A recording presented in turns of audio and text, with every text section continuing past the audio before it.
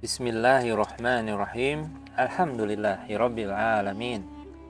Masa pemerintahan Umar bin Al-Khattab dipenuhi berbagai program kerja, kegiatan, pengembangan dan pembangunan, baik berkenaan dengan urusan luar negeri yang terkait dengan negeri-negeri yang dibebaskannya maupun urusan dalam negeri sendiri, yakni di kota Madinah, yang syarat dengan pembaharuan yang nyata di banyak bidang. Setelah membicarakan pembebasan-pembebasan Islam yang gencar yang terjadi pada masa kekhalifahan Umar, sekarang saatnya kita beralih untuk membahas pembaharuan-pembaharuan yang dilakukannya di dalam negeri. Yang pertama, yakni menetapkan kalender Hijriah.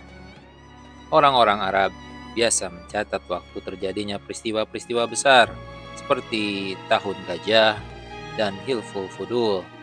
Menyadari tradisi positif ini, Umar bin Al-Khattab berpendapat bahwa kaum muslimin perlu memiliki kalender guna menandai peristiwa-peristiwa bersejarah dalam Islam yang dengannya diharapkan dapat menyatukan hati mereka. Untuk itulah Umar mengumpulkan dan mengajak para sahabat memusyawarahkan hal tersebut. Ternyata pendapat mereka mengenai penetapan permulaan kalender yang akan digunakan berbeda-beda. Apakah dimulai dari waktu kelahiran Nabi SAW, dari waktu diangkatnya beliau menjadi Rasul, atau dimulai dari saat mulai hijrahnya, ataukah sejak beliau wafat? Setelah dimusyawarahkan, akhirnya semua peserta sepakat dengan pendapat Umar yang menjadikan waktu hijrah Rasulullah SAW sebagai awal atau permulaan kalender Islam. Adapun yang menjadi alasan bagi khalifah menentukan hijrah sebagai awal permulaan kalender, karena menurut beliau, hijrah adalah peristiwa terbesar dan teragung dalam sejarah Islam, yang dengan keutamaannya tercapailah kemuliaan dan kekuatan serta terpelihara dan tersebar luasnya dakwah ini. Maka Umar menetapkan bulan Muharram sebagai awal tahun Hijriah, dan penetapan kalender Hijriah itu terjadi pada bulan Rabiul Awal tahun 16 Hijriah. Selanjutnya, Umar pun menyusun peraturan pajak dan membentuk instansi pemerintahan.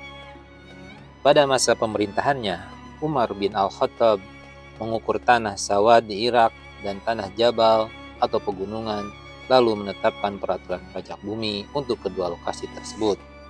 Selain itu, Umar juga menetapkan jizyah yang harus dibayarkan akhluz zimmah atau orang-orang kafir yang berada di bawah perlindungan pemerintahan Islam di negeri-negeri yang sudah dibebaskan kaum muslimin.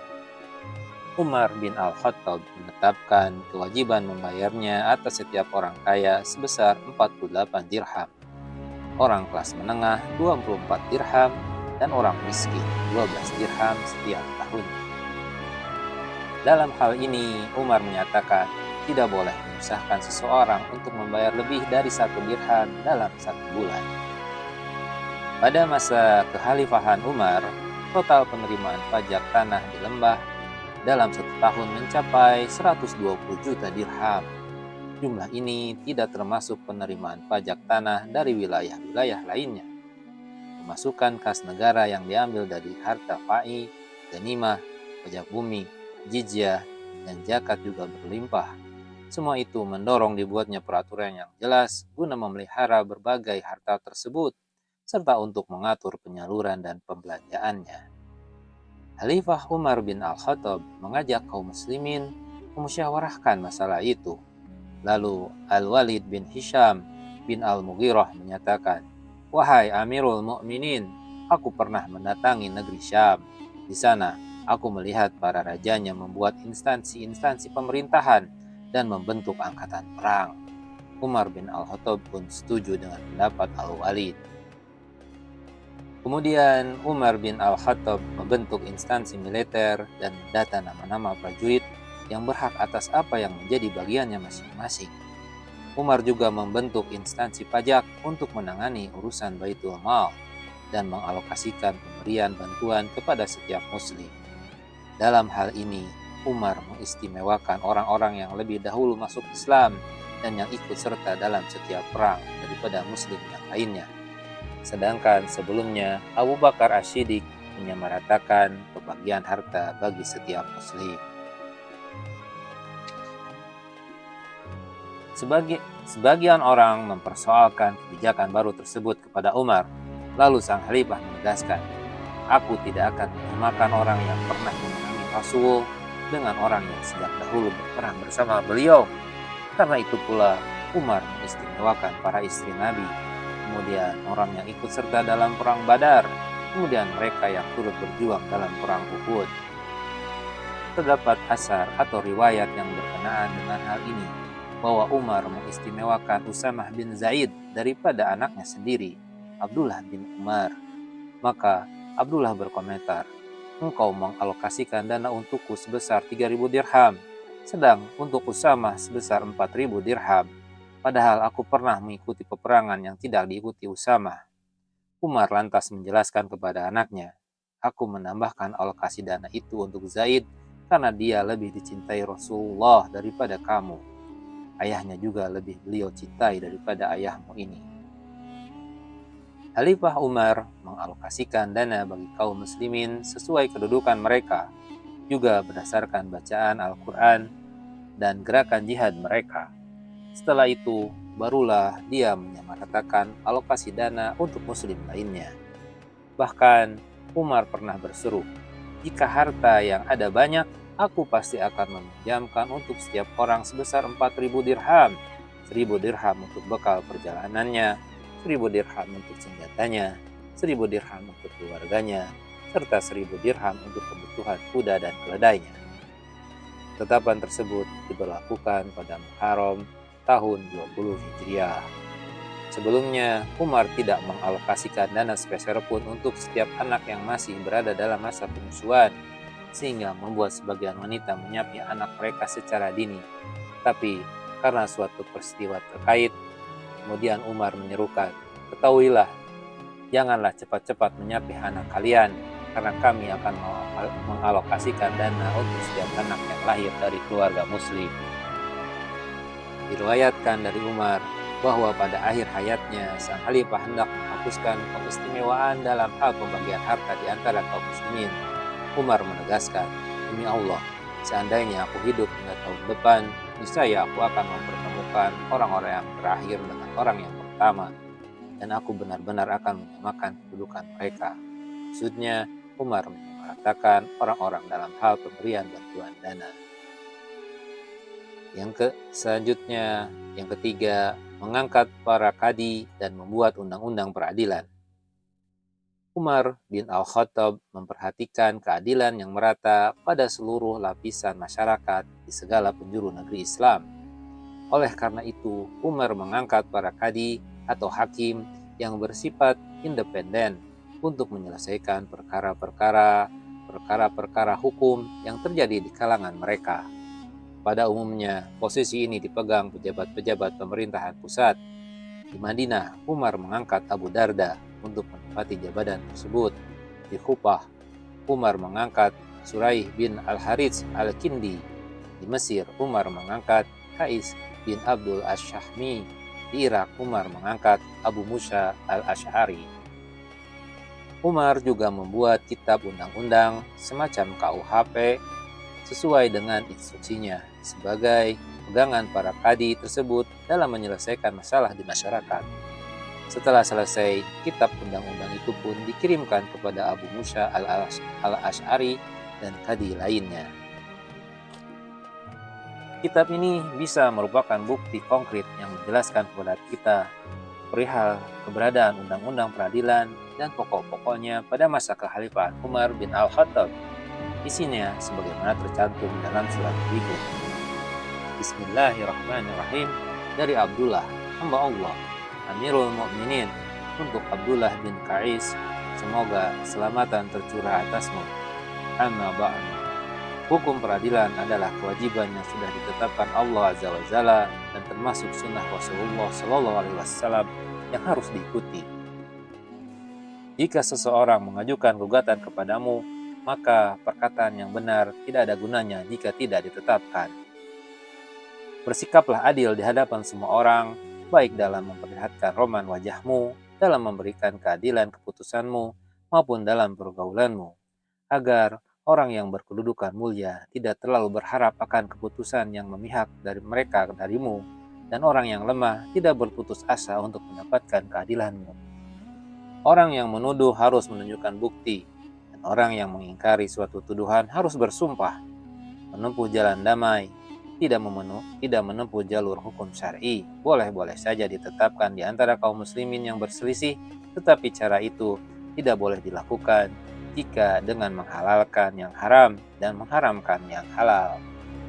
Jika kamu sudah memberikan keputusan hari ini, kemudian keputusanmu itu dievaluasi lagi sehingga kamu mendapat petunjuk seiring dengan bertambahnya kedewasaan berpikirmu, maka tidak mengapa kamu menarik keputusan pertamamu dan kembali kepada kebenaran yang kamu yakini. Karena kebenaran harus didahulukan, dan kembali kepada kebenaran adalah lebih baik daripada terus-menerus berada dalam kebatilan. Pahamilah hal-hal yang meragukanmu, berupa perkara hukum yang tidak terdapat penjelasannya dalam Al-Quran maupun As-Sunnah. Kemudian, kenalilah letak-letak kemiripan dan keserupaan dalam segala aspeknya. Lalu, bandingkanlah setiap permasalahan itu dengan sesuatu yang mirip atau serupa dengannya, yakni yang memiliki nas. Ambillah hukum yang paling dekat kepada Allah dan paling sesuai dengan kebenaran.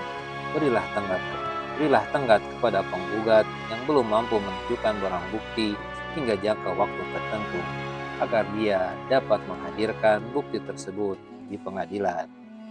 Jika orang yang menggugat tidak dapat menghadirkan barang bukti, maka hendaklah kamu membatalkan gugatannya, karena sungguh yang demikian lebih bisa menghindarkan dirimu dari keraguan dan keputusan buta.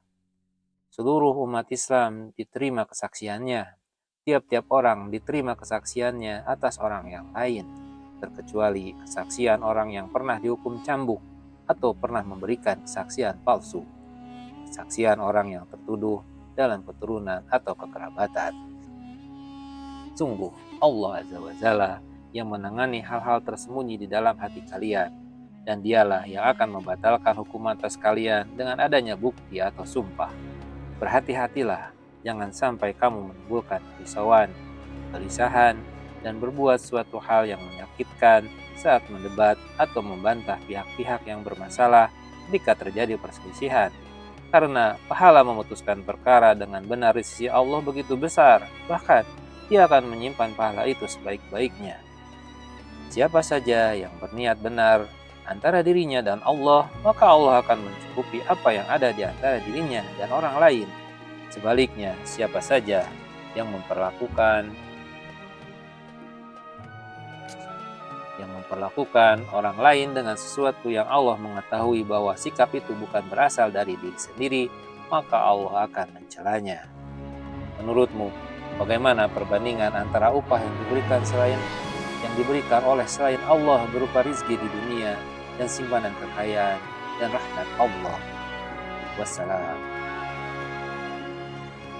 Yang keempat, menetapkan evaluasi tahunan bagi para penguasa di wilayah Islam. Khalifah Umar bin Al-Khattab sangat mendambakan keadilan dan kesamaan hak di antara sesama rakyatnya. Karena itulah, Umar memerintahkan semua pejabatnya agar melaporkan kinerja mereka setiap tahunnya pada musim haji. Umar juga meminta orang yang mempunyai gugatan atau merasa dizalimi oleh para penguasa yang menjadi wakilnya tersebut agar mengadukan langsung kepadanya, supaya dia bisa segera menegakkan keadilan yang dituntutnya itu. Dalam hal ini, Umar pernah menyatakan, jika ada pejabatku yang menjalimi seseorang, lalu pengaduan kezalimannya sampai kepadaku, namun aku tidak mengubahnya, maka seolah-olah akulah yang telah menzaliminya. Oleh sebab itu, Umar mengangkat Muhammad bin Maslamah untuk mengeksekusi semua pengaduan yang memang terbukti berkaitan dengan kesalahan para penguasa dan bawahannya. Eksekusi ini pun dilakukan secara terang-terangan di hadapan orang banyak. Sama sekali tidak ada celah untuk bisa mempengaruhi saksi-saksi dalam penegakan hukum ketika itu. Hal ini disebabkan Umar mempunyai kekuasaan yang amat kuat setiap orang berhak mengajukan gugatannya secara langsung atas penguasa atau pejabat di wilayah tinggalnya. Dengan demikian, keadilan, rasa aman, dan persamaan hak pun dapat terwujud di antara mereka secara merata. 5. Menyiapkan gudang suplai makanan dan perbekalan. Di antara pembaharuan yang dilakukan Umar bin Al-Khattab adalah membangun beberapa gudang suplai makanan dan perbekalan. Umar membuat gudang-gudang tersebut untuk menyimpan tepung, kurma, dan kismis, serta bahan-bahan makanan dan perbekalan yang dibutuhkan kaum muslimin. Salah satu fungsi tempat penyimpanan itu adalah menolong orang-orang yang tengah berada dalam perjalanan, yakni musafir yang kehabisan bekal dan para tamu yang berkunjung ke Banidah. Di jalan antara Makkah dan Madinah, Umar juga membuat tempat-tempat persinggahan khusus untuk siapa saja yang tersesat di padang pasir.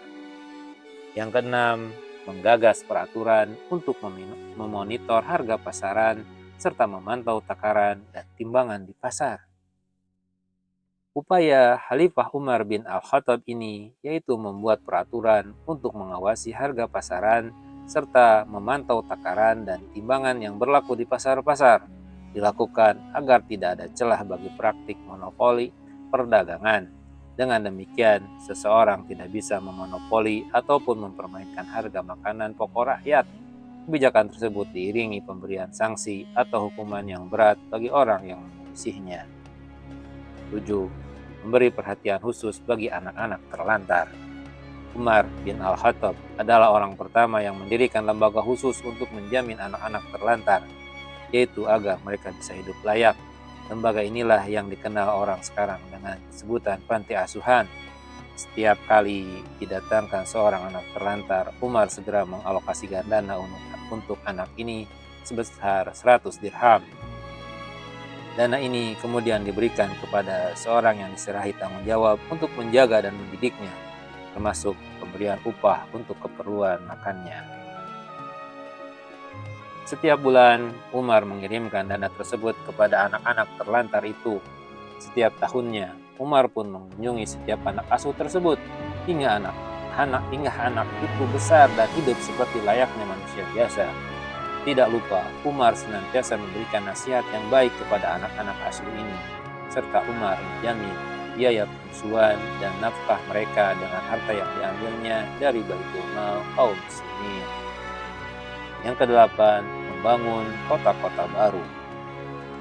Pada masa kekhalifahan Umar bin Al-Khattab membangun sejumlah kota di negeri-negeri yang telah dibebaskan oleh kaum muslimin. Contohnya, Basrah dan Kufah. Kedua kota ini dibangun pada tahun 17 Hijriah. Alasannya, pembangunannya adalah karena Umar melihat perubahan pada wajah utusan-utusan yang menemuinya dari Madain pasca pembebasan Tikrit.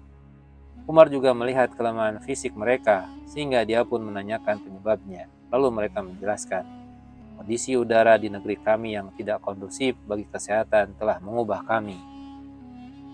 Ada yang berpendapat bahwa Huzaifah bin Al-Yaman menulis surat kepada Umar terkait hal tersebut. Maka Umar mengirimkan surat kepada Sa'ad bin Abu Waqqas dan menanyakan penyebabnya. Lalu Sa'ad membalas surat itu dalam surat balasannya. Sa'ad menyampaikan, sesungguhnya kondisi udara di negeri ini yang mengubah kondisi fisik mereka. Orang-orang Arab tidak dapat menyesuaikan diri dengan kondisi di negeri-negeri itu kecuali unta-unta mereka. Setelah itu, Umar menulis surat kepada Sa'ad agar mengutus Salman dan Huzaifah untuk melakukan survei terhadap tempat yang layak ditinggali. Kriterianya adalah tempat itu berada di antara negeri mereka dan pusat pemerintahan di Madinah dan tidak dipisahkan oleh laut atau sungai. Lalu keduanya mendatangi Kufah, suatu wilayah berkerikil dan berpasir yang menarik perhatian mereka. Setelah Khalifah Umar sepakat dengan tempat ini, Sa'ad pun berpindah ke tempat tersebut dan menjadikannya sebagai markas kaum muslimin.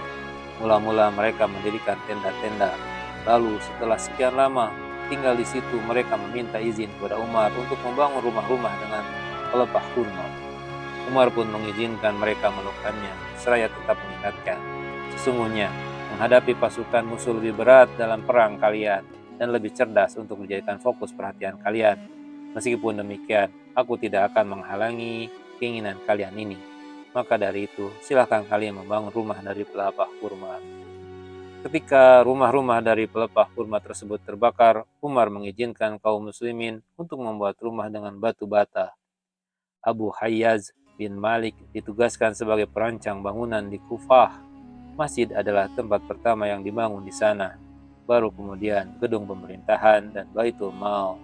Jalan-jalan protokol di Kufah pun dibuat selebar 40 hasta atau kurang lebih 20 meter. Pembangunan kota Kufah disesuaikan dengan jumlah kabilah yang ada, sama seperti pembangunan Futsah, salah satu kota di Mesir. Setelah pembangunan selesai, hasilnya dibagi-bagi sesuai dengan kabilah-kabilah itu. Setiap kabilah tinggal di bagian atau daerah pemukiman tertentu. Walaupun begitu, pemisahan ini tidak menghalangi kontak sosial yang terjalin antara kabilah-kabilah di kota-kota baru tersebut, sebab sosialisasi tetap dilakukan melalui hubungan bertetangga.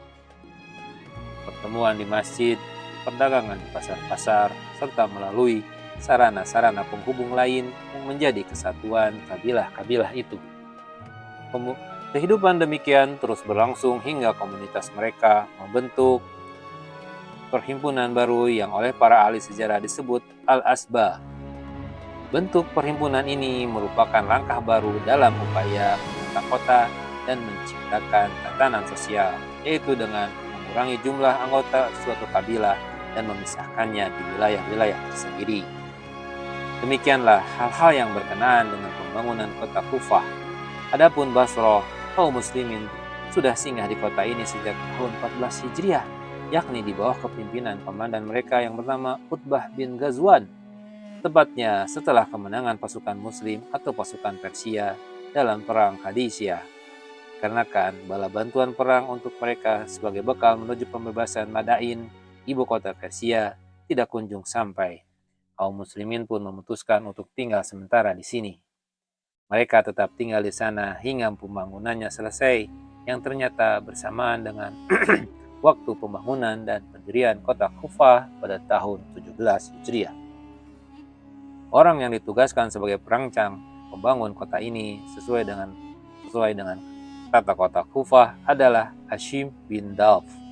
Sementara mayoritas penduduk Basrah berasal dari Bani Rabi'ah dan Bani Mudhar. Setelah kota Kufah dan Basrah dibangun, keduanya menyamai kedudukan kota Hirah dan Ailah. Pertumbuhan dua kota ini sangat pesat, sehingga posisinya pun semakin diperhitungkan. Kedua kota ini dijadikan pangkalan untuk memberangkatkan pasukan kaum muslimin guna meneruskan pembebasan negeri-negeri Persia. Di kemudian harinya, Kufah dan Basrah jadi menara ilmu pengetahuan dalam jangka waktu yang lama. Selanjutnya akan dipaparkan mengenai kronologis wafatnya Khalifah Umar bin Khattab. Pada masa kekhalifahan Umar bin Al-Khattab, banyak wilayah Persia dan Romawi yang berhasil dibebaskan. Tidak diragukan lagi bahwa orang-orang selain Muslim yang negeri-negeri mereka dibebaskan, singgah-sana mereka dijatuhkan, dan kedaulatan mereka dihancurkan, merasa dengki terhadap kaum muslimin, khususnya terhadap Umar. Apalagi setelah mereka tidak mampu menghentikan perluasan Islam yang akhirnya melahap habis negeri mereka. Tidak ada jalan lain di hadapan mereka selain melakukan perbuatan makar terhadap Islam dan umatnya dengan sasaran utama Khalifah Umar. Mereka lantas membuat konspirasi untuk membunuhnya. Adapun orang yang ditugaskan sebagai eksekutor dalam misi pembunuhan ini adalah salah seorang tawanan perang dari negara Nahawan, yakni Abu Lu'lu'ah Fairuz al-Majusi, budak Al-Mughirah bin Syu'bah. Abu Lu'lu'ah ini sangat membenci dan dengki terhadap kaum muslimin. Laki-laki ini apabila melihat para tawanan perang yang masih kecil, tidak kuasa untuk segera mendatangi mereka, mengusap kepala mereka, dan menangis seraya berkata lirih kepada mereka, "Orang-orang Arab telah menghunjam hatiku." Menilik kronologis awal perbuatan keji ini, diriwayatkan bahwa Khalifah Umar tidak mengizinkan kaum musyrikin yang sudah balik masuk ke Madinah. Peraturan ini tetap berlaku demikian hingga Al-Mughirah bin Syu'bah, wakilnya di Kufah, menulis surat dan meminta agar mengizinkan seorang budak bernama Fairuz Abu Lu'lu'ah masuk ke Madinah. Alasannya, laki-laki kafir itu memiliki banyak keahlian di bidang perindustrian sehingga berguna dalam memberikan kontribusi positif bagi kaum muslimin. Selain tukang kayu, dia juga pandai besi dan ahli pahat. Karena hal itulah Umar mengizinkannya masuk ke Madinah. Kemudian seperti biasa Umar berkeliling di salah satu pasar Madinah. Sang Khalifah pun bertemu dengan budak Al-Mughirah tadi. Budak ini lantas mengadukan perihal Al-Mughirah karena telah menetapkan pajak yang besar dari penghasilannya. Umar bertanya kepadanya, "Berapa pajakmu?" Budak itu menjawab, 2 dirham dalam sehari. Umar bertanya, "Apa profesimu?" Budak itu menjawab, "Tukang kayu, tukang besi, dan tukang pahat." Lalu Umar berkomentar, "Aku tidak menganggap pajakmu tinggi jika melihat profesimu. Di luar masalah ini, aku pernah mendengar kabar bahwa kamu menyatakan, seandainya aku mau, niscaya akan kubuatkan kincir untuk menggiling gandum yang memanfaatkan embusan angin." Budak itu menanggapi, "Ya benar." Umar berkata lagi, "Jika kamu sudah bebas dimerdekakan, aku akan memperkerjakanmu untuk membuat kincir tersebut. Aku ingin memberikannya kepada orang-orang, khususnya para petani yang tinggal di timur dan barat Madinah." Setelah itu, Abu Lu'lu'ah berlalu dari situ. Umar pun bergumam, "Hamba ini baru saja menjanjikan sesuatu kepadaku." Pada hari berikutnya, Ka'ab al-Akhbar, seorang Yahudi yang sudah masuk Islam, datang menemui Umar, lalu mengabarkan, "Wahai Amirul Mukminin, aku bersumpah bahwasannya engkau akan meninggal dalam 3 hari ke depan." Umar lantas bertanya, "Bagaimana kamu bisa tahu?" Ka'ab menjawab, "Aku menemukannya di dalam Kitabullah." Yang dimaksud beliau adalah Kitabullah Taurat. Umar bertanya lagi, "Benarkah kamu menemukan Umar di dalam Taurat?" Ka'ab menjawab, "Secara eksplisit tidak, tapi aku menemukan sifat dan keutamaanmu serta pengetahuan bahwa ajalmu sudah dekat." Ketika itu Umar berada dalam kondisi sehat walafiat, tidak menderita sakit ataupun mengalami sesuatu yang buruk. Sehari setelahnya, Ka'ab kembali mendatangi Khalifah Umar dan berkata, "1 hari sudah lewat, tinggal 2 hari lagi, wahai Amirul Mukminin." Hari selanjutnya, Ka'ab datang lagi kepada Umar seraya berkata, "2 hari sudah lewat, wahai Amirul Mukminin, tinggal 1 hari 1 malam, dan itulah sisa umur engkau hingga subuh tiba." Keesokan subuhnya, Umar tetap keluar untuk salat berjamaah. Tidak ada perubahan aktivitas meskipun dia sudah diperingatkan oleh Ka'ab. Umar berdiri di antara saf-saf jamaah tanpa menghiraukan apapun yang diprediksikan mengenai dirinya. Sudah mengatur barisan kaum laki-laki, Umar bertakbir. Ketika itulah Abu Lu'lu'ah menerobos masuk di antara barisan makmum sambil mengusung pisau atau badik bermata 2, lalu menghujamkannya ke punggung Umar.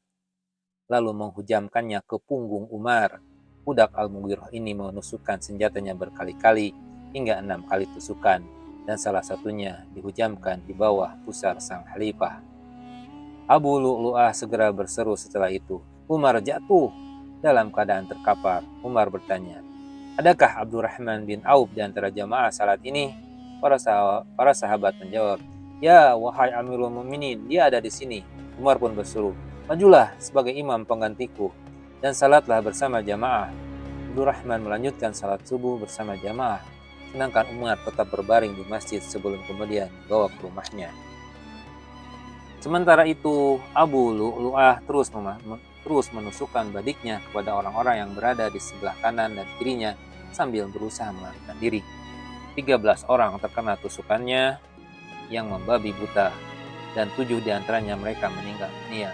Lantas seorang laki-laki yang bernama Kitan At-Tamimi menghadapinya. Dengan sigap, sahabat ini melemparkan pakaian ke arah Abu Lu'lu'ah sehingga dapat membekuknya.